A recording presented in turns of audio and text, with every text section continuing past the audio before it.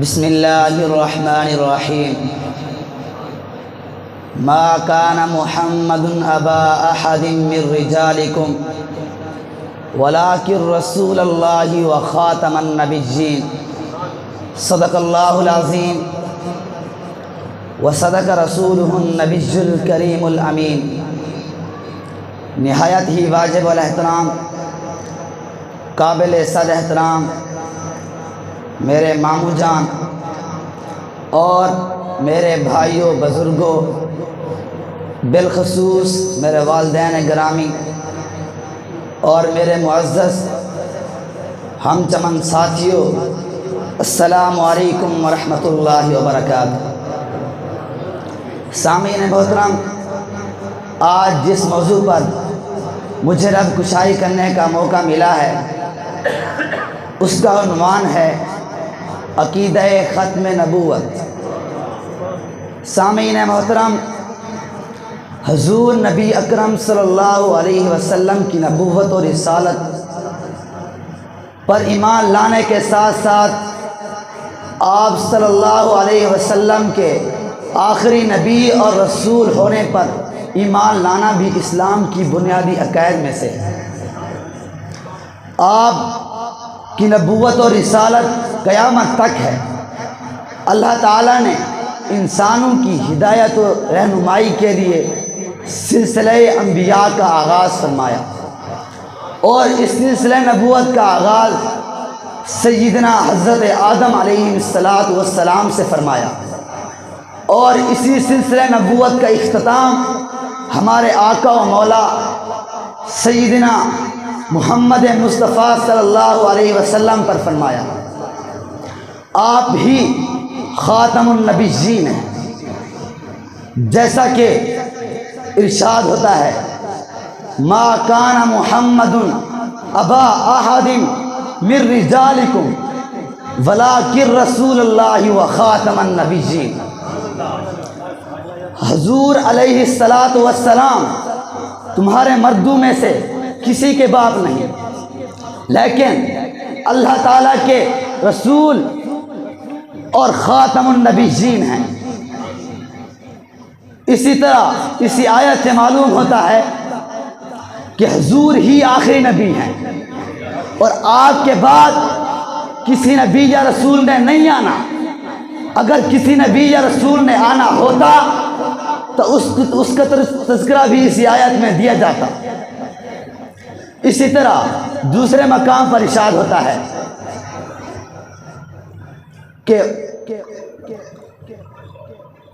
اسی طرح دوسرے مقام پر ارشاد ہوتا ہے کہ والذین یؤمنون بما انزل الیک وما انزل من قبلک، اور وہ لوگ جو ایمان لاتے ہیں بما انزل الیک، ان تمام احکام پر جو آپ کی طرف اتارے گئے، وما انزل من قبلک، اور وہ تمام احکام جو آپ سے پہلے تھے۔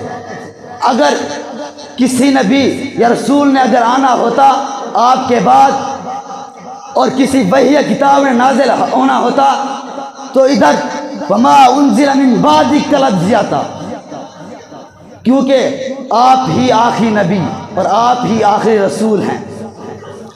اسی طرح میں واضح کرتا چلوں احادیث مبارکہ کی روشنی میں، حضور علیہ السلام نے خود ارشاد فرمایا ان الرسالۃ والنبوۃ قد انقطعت فلا رسول بعدی ولا نبی بعدی۔ سلسلہ نبوت اور رسالت منقطع کر دیا گیا ہے، اور میرے بعد کسی نبی یا رسول نے نہیں آنا۔ اسی طرح حضرت ثوبان رضی اللہ تعالی عنہ روایت کرتے ہیں کہ حضور علیہ السلام نے ارشاد فرمایا انہ سیکون فی امتی ثلاثون کذابون کلہم یزعم انہ نبی وانا خاتم النبیین لا نبی بعدی۔ میری امت میں 30 جھوٹے دجال کذاب پیدا ہوں گے، اور ان میں سے ہر ایک یہی کہے گا کہ میں ہی آخری نبی ہوں۔ لوگوں سن لو، وہ جھوٹے ہوں گے، دجال ہوں گے، کذاب ہوں گے، میں ہی اللہ کا آخری نبی ہوں، میرے بعد کسی نبی یا رسول نے نہیں آنا۔ اسی طرح حضرت ابو امامہ باہلی رضی اللہ تعالیٰ عنہ روایت کرتے ہیں کہ حضور علیہ السلام نے ہمیں خطبہ دیا اور فرمایا انا آخر الانبیاء وانتم آخر الامم، یعنی میں انبیاء میں سے آخری نبی ہوں اور تم امتوں میں سے آخری امت ہو۔ اسی احادیث سے ثابت ہوتا ہے کہ اگر آپ کے بعد کسی نبی یا رسول نے آنا ہوتا تو حضور یہ نہیں فرماتے کہ میں ہی آخری نبی ہوں اور میں ہی آخری نبی ہوں، میرے بعد کسی نبی نے نہیں آنا اور تم ہی آخری امت ہو۔ اسی طرح حضرت انس بن مالک رضی اللہ تعالیٰ عنہ روایت کرتے ہیں کہ حضور علیہ السلام نے ہمیں ارشاد فرمایا کہ بعثت انا والساعۃ کہاتین، میں اور قیامت دو ہی۔ یہ ارشاد آپ صلی اللہ علیہ وسلم نے یہ شہادت کی انگلی اور درمیان والی انگلی کو یوں ملا کر فرمایا کہ بعثت انا والساعۃ کہاتین، میں اور قیامت اس طرح بھیجے گئے ہیں جس طرح یہ دونوں انگلیاں، یعنی میں اس طرح نظر کیا گیا ہوں کہ میرے بعد کسی نبی نے نہیں آنا اور قیامت تک میری ہی نبوت اور رسالت چلے گی۔ میرے بعد اگر کسی نبی نے آنا ہوتا، اگر حضور صلی اللہ علیہ وسلم کے بعد نبوت اور رسالت جاری رہتی، دوسرے نبیوں نے آنا ہوتا تو حضور علیہ السلام ضرور ارشاد فرما جاتے ہیں کہ میرے بعد نبیوں نے آنا ہے۔ اگر یہ بھی ارشاد ہوتا تو یہ نہ فرمایا جاتا کہ آپ ہی خاتم النبیین ہیں۔ اس سے معلوم ہوتا ہے کہ حضور علیہ السلام ہی خاتم النبیین ہیں اور آپ کے بعد کسی نبی یا رسول نے نہیں آنا۔ اسی لیے دعا ہے کہ اللہ تعالیٰ ہمیں حضور علیہ السلام کی سچی پکی محبت نصیب فرمائے اور ہمیں یہ عقیدہ ختم نبوت پر پورا عمل کرنے اور اس پر ڈٹے رہنے کی توفیق عطا فرمائے۔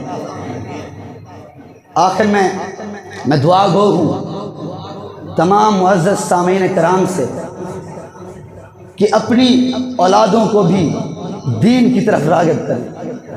آج ہم جو دنیاوی طرف تو چلے جا رہے ہیں، ہم نے دنیا کو اپنا مقصد اور سب کچھ سمجھ لیا ہے، لیکن ہم نے آج دین کو چھوڑ دیا ہے اور جو اصل مقصد تھا دین کا اس کی طرف ہم نے توجہ بھی نہیں دی۔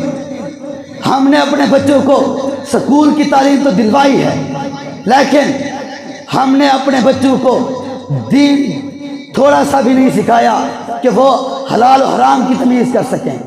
خدا را اپنے بچوں کو دین کی بھی تعلیم دیں۔ ہم یہ نہیں کہتے کہ آپ سکول نہ پڑھائیں، بے شک آپ سکول کی بھی تعلیم دلوائیں، ہیڈ ماسٹر بنوائیں، اپنے بچوں کو پروفیسر بنوائیں، لیکن ان کو اتنا تو معلوم ہو کہ ہمارا اصل مقصد کیا تھا۔ حضور علیہ السلام کی سیرت کو ہم نے چھوڑ دیا، حضور صلی اللہ علیہ وسلم کے جو طریقہ کار تھا اس کو آج ہم نے بھلا دیا ہے۔ کسی شاعر نے کیا خوب کہا تھا، وہ معزز تھے زمانے میں مسلمان ہو کر، وہ معزز تھے زمانے میں مسلمان ہو کر، اور تم خال ہوئے تارے کے قرآن ہو کر۔ گر درس قرآن کو ہم نے بھلایا نہ ہوتا تو زمانے نے یہ زمانہ دکھایا نہ ہوتا۔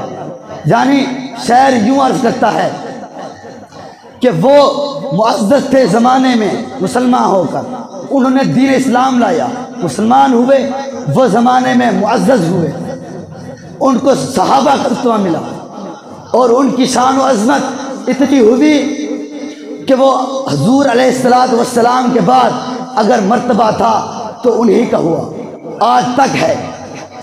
اور ہم نے ان کے راستے سے چلنے کی بجائے ہم نے اس کو بھلا دیا، تارک قرآن ہوئے، قرآن کو چھوڑ دیا، اس لیے آج ہم ذلت و رسوائی کی طرف ڈوبے جا رہے ہیں۔